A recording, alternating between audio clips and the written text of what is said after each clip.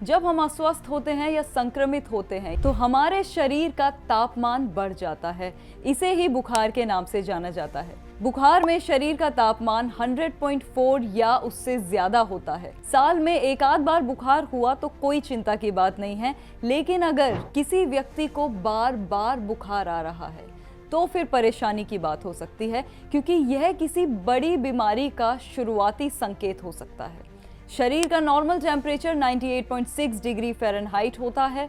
बता दें कि शरीर का तापमान बढ़ना एक बीमारियों से लड़ने का एक नेचुरल रिएक्शन भी हो सकता है, जो शरीर को बैक्टीरियल, वायरल, फंगल और अन्य रोगाणुओं से लड़ने में मदद करता है।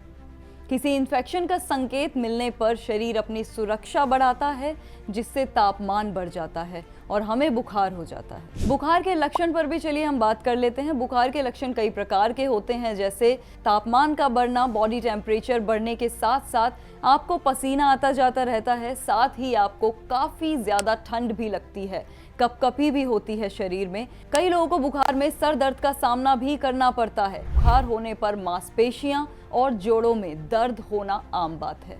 थकान, जैसे ही शरीर किसी बीमारी या इन्फेक्शन से लड़ने के लिए एनर्जी का उपयोग करता है, ये शरीर में बुखार के साथ थकान और कमजोरी का कारण बन सकता है। भूख में कमी, चिड़चिड़ापन, बुखार इंसान को, खासकर छोटे बच्चों को, चिड़चिड़ा बना देता है। इसके अलावा खांसी, छींक, गले में खराश होना भी बुखार आने का प्रमुख लक्षण हो सकता है। ज़रूरत से ज़्यादा तनाव लेने की वजह से भी बुखार होने का कारण बन सकता है। इम्यूनिटी लेवल का कम हो जाना पर छोटे मोटे मौसम बदलने की वजह से भी बुखार होने लगता है।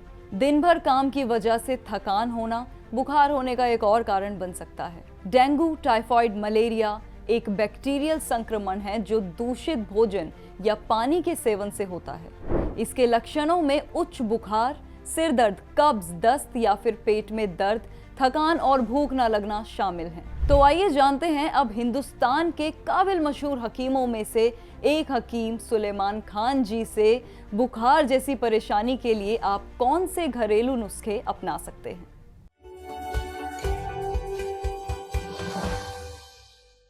एक अच्छा नुस्खा है हमारे इम्यूनिटी के लिए, और वो ये है कि 100 ग्राम लिसोड़ा, जिसे सपिस्तान कहते हैं हम लोग, लिसोड़ा 100 ग्राम और उन्नाब 100 ग्राम।